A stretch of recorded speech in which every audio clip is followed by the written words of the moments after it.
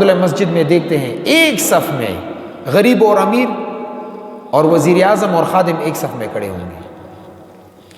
آپ حرمین شریفین چلے جائیں حج یا عمرے کے سفر پہ، ایک ہی صف میں صدر و وزیر اعظم و عام بندہ و خاص بندہ سب ایک صف میں کھڑے ہوتے ہیں. یہ صرف مسلمانوں کی عظمت ہے، یہ اسلام کی عظمت ہے. اب جس شخص کا اللہ تعالیٰ سے جتنا تعلق بڑھے گا وہی معزز ہوگا. ان اکرمکم عند اللہ اتقاکم، اللہ تعالیٰ کے ہاں سب سے بڑا مرتبہ اس شخص کا ہے جس میں تقوی زیادہ ہو. اللہ تعالیٰ تقوی کی بنیاد پر فیصلہ فرماتے ہیں.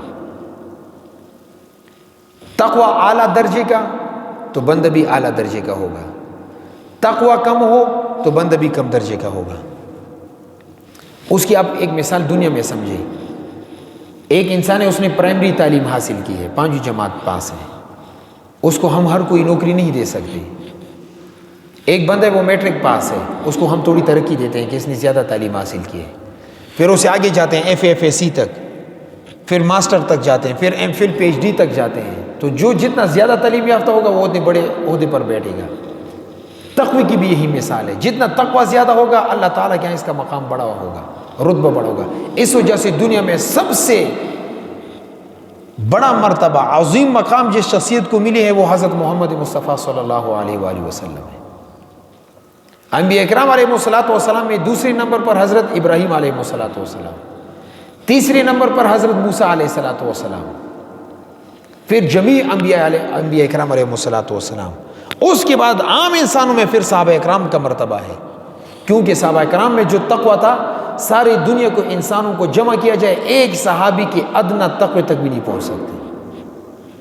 تقوی تو دور کی بات ہے، ان کی آنکھیں حضرت محمد مصطفیٰ صلی اللہ علیہ وآلہ وسلم کے چہرے مبارک پر پڑ چکے، ان کی نظریں ان کی نظر کی برابر بھی نہیں. تو اللہ تعالیٰ کے ہاں سب سے بڑا مرتبہ اس شخص کے جس میں تقوی زیادہ ہو، اور تقوی کی بنیاد پر عزت بھی ملتی ہے. اور جس میں تقوی ہوگا اس کو ہم اپنی اصطلاح میں ولی کہتے ہیں. یہ اللہ کا ولی ہے. ولی کا عربی میں معنی ہے دوست، اور قرآن میں بھی اولیاء کا تذکرہ ہے. اس میں ایک ولیہ ہے عورت، حضرت مریم علیہ السلام. حضرت مریم علیہ السلام کو جو مقام و مرتبہ ملا ہے وہ تقوی کی وجہ سے.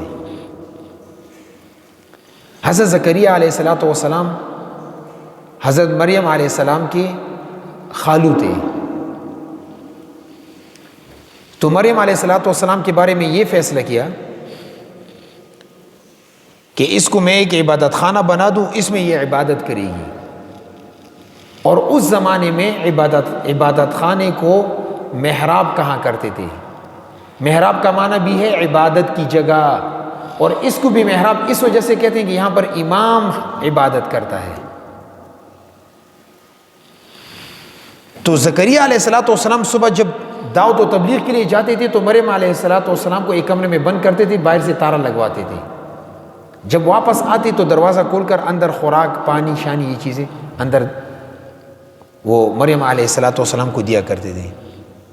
ایک مرتبہ جب کمرے میں داخل ہوئے، کلما دخل علیہ زکریا المحراب وجد عندها رزقا، جب اندر چلے گئے تو دیکھا کہ اس کے سامنے مختلف قسم کے میوے پڑے ہوئے ہیں، فروٹس، اور ایسے فروٹ کہ اس وقت اس کا موسم بھی نہیں تھا. تو زکریا علیہ السلام حیران ہو گئے، انا لک ھذا، اے مریم یہ بتا کہ یہ میوے کہاں سے آئے ہیں. اس نے فرمایا ھذا من عند اللہ، یہ اللہ تعالیٰ کی طرف سے ہے.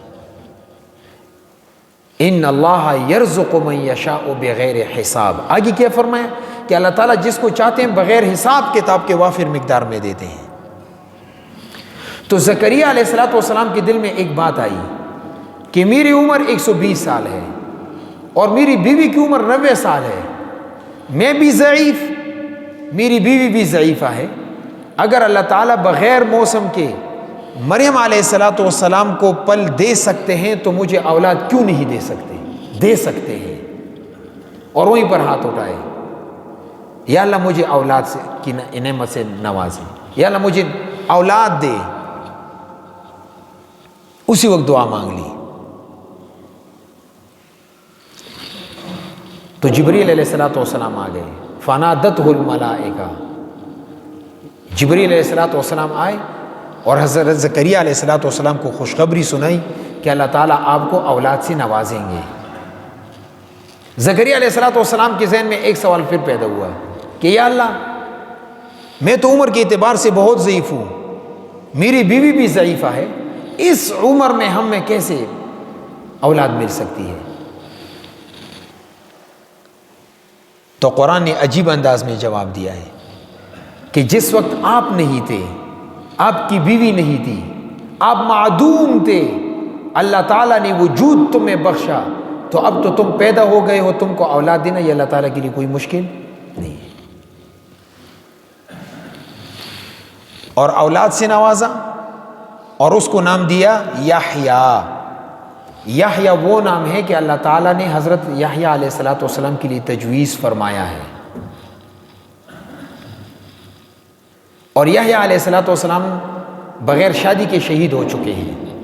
تو علماء نے ایک وجہ یہ بھی لکھی ہے کہ حضرت یحییٰ علیہ السلام چونکہ حضرت مریم علیہ السلام کی کرامت کے برکت سے پیدا ہوئے ہیں، اس وجہ سے حضرت مریم علیہ السلام نے شادی نہیں کی تھی، اس وجہ سے حضرت یحییٰ علیہ السلام نے بھی شادی نہیں کی ہے اور شادی سے پہلے شہید ہو چکے ہیں.